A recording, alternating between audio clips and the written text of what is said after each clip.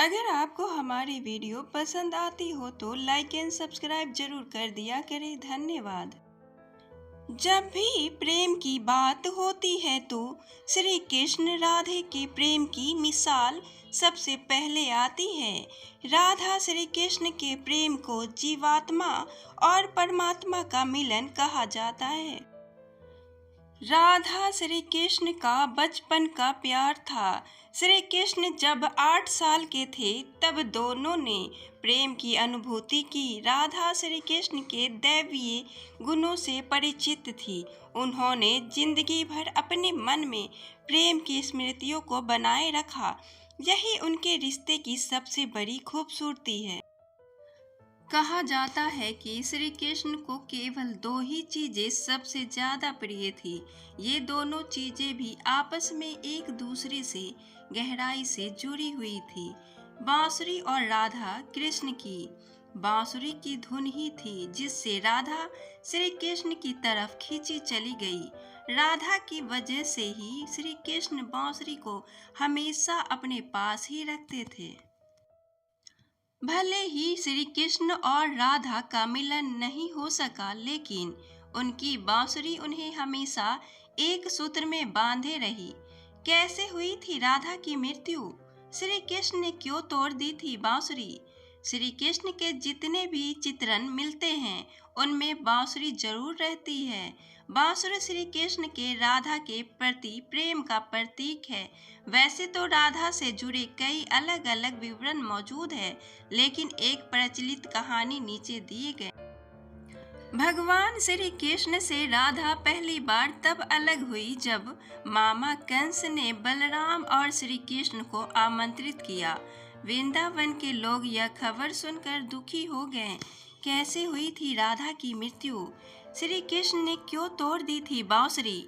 मथुरा जाने से पहले श्री कृष्ण राधा से मिले थे।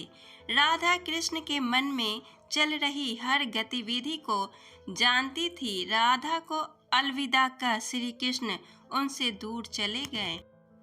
श्री कृष्ण राधा से ये वादा करके गए थे कि वो वापस आएंगे, लेकिन कृष्ण राधा के पास वापस नहीं आए। उनकी शादी भी रुक्मणी से हुई। रुक्मणी ने भी श्री कृष्ण को पाने के लिए बहुत जतन किए थे। श्री कृष्ण से विवाह के लिए वह अपने भाई रुक्मी के खिलाफ भी चली गई। राधा की तरह वह भी श्री कृष्ण से प्यार करती थी। रुक्मणी ने श्री कृष्ण को एक प्रेम पत्र भी भेजा था कि वह आकर उन्हें अपने साथ ले जाए। इसके बाद ही कृष्ण रुक्मणी के पास गए और उनसे शादी कर ली। कृष्ण के वृंदावन छोड़ने के बाद से ही राधा का वर्णन बहुत कम हो गया। राधा और कृष्ण जब आखिरी बार मिले थे तो राधा ने कृष्ण से कहा था कि भले ही वो उनसे दूर जा रहे हैं, लेकिन मन से कृष्ण हमेशा उनके साथ ही रहेंगे। इसके बाद कृष्ण मथुरा गए और कंस और बाकी राक्षसों को मारने का अपना काम पूरा किया। इसके बाद प्रजा की रक्षा के लिए कृष्ण द्वारका चले गए और द्वारकाधीश के नाम से लोकप्रिय हुए। जब कृष्ण वृंदावन से निकल गए तब राधा की जिंदगी ने अलग ही मोड़ ले लिया था। राधा की शादी एक यादव से हो गई।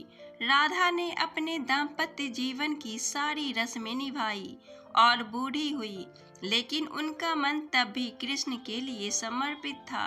राधा ने पत्नी के तौर पर अपने सारे कर्तव्य पूरे किए। दूसरी तरफ श्री कृष्ण ने अपने दैवीय कर्तव्य निभाए।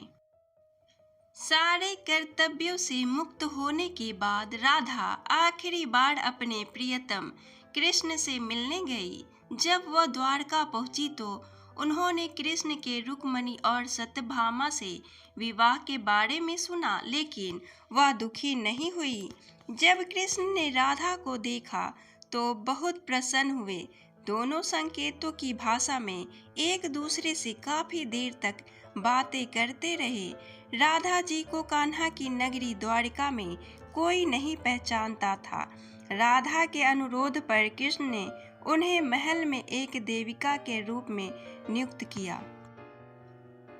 राधा दिन भर महल में रहती थी और महल से जुड़े कार्य देखती थी। मौका मिलते ही वह कृष्ण के दर्शन कर लेती थी, लेकिन महल में राधा ने श्री कृष्ण के साथ पहले की तरह का आध्यात्मिक जुड़ाव महसूस नहीं कर पा रही थी। इसीलिए राधा ने महल से दूर जाना तय किया। उन्होंने सोचा कि वह दूर जाकर दोबारा श्री कृष्ण के साथ गहरा आत्मीय संबंध स्थापित कर पाए। श्री कृष्ण जानते थे धीरे धीरे समय बीता और राधा बिल्कुल अकेली और कमजोर हो गई। उस वक्त उन्हें भगवान श्री कृष्ण की आवश्यकता पड़ी। आखिरी समय में भगवान श्री कृष्ण उनके सामने आ गए। कृष्ण ने राधा से कहा कि तुम उनसे कुछ मांगे, लेकिन राधा ने मना कर दिया।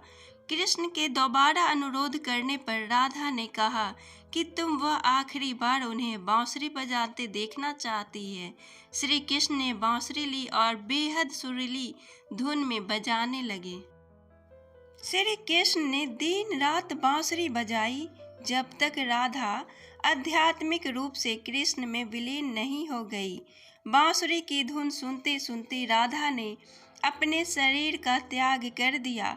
हालांकि भगवान कृष्ण जानते थे कि उनका प्रेम अमर है, बावजूद वे राधा की मृत्यु को बर्दाश्त नहीं कर सके। कृष्ण ने प्रेम के प्रतीकात्मक अंत के रूप में बांसुरी को तोड़कर झाड़ी में फेंक दी। उसके बाद से कृष्ण ने जीवन भर बांसुरी या कोई अन्य वादन यंत्र नहीं बजाया। कहा जाता है कि जब द्वापर युग में नारायण ने श्री कृष्ण का जन्म लिया था, तब माँ लक्ष्मी ने राधा रानी के रूप में जन्म लिया था, ताकि मृत्यु लोक में भी वे उनके साथ ही रहें। हमें उम्मीद है कि आपको ये स्टोरी राधा कृष्ण की प्रेम कथा बहुत अच्छी लगी होगी। अगर अच्छी लगी हो तो अपने दोस्तों के साथ भी शेयर करें और कमेंट में ज़रूर बताएं कि कैसी लगी आपको ये कहानी।